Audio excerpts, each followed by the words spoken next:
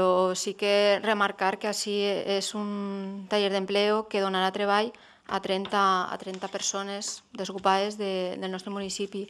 Però sí que m'agradaria saber quin pla d'ocupació n'hi ha per a la resta de desocupades que tenim a Paiporta, que crec que està en torn a 2.800 persones. O sigui que està molt bé demanar una subvenció que ens la donen, però això és una cosa pràcticament tècnica que la fa un tècnic, i sí que m'agradaria saber si des de la regidoria de Foment i Econòmic i d'Empleo n'hi ha algun pla per atendre aquesta demanda dels 2.800 desocupats que n'hi ha al municipi.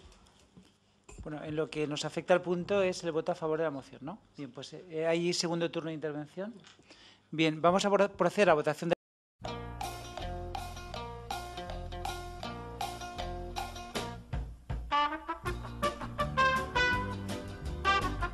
¿Hay más preguntas?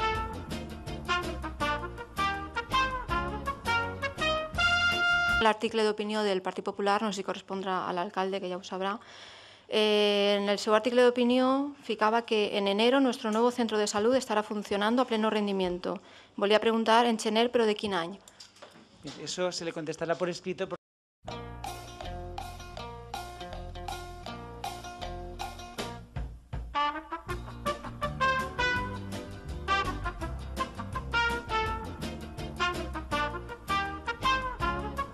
¿Hay más preguntas?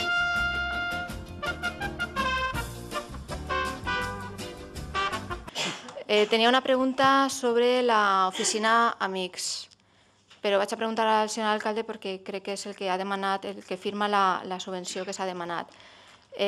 Tot el món crec que coneix que se va demanar la subvenció per a llogar un local i donar el servei.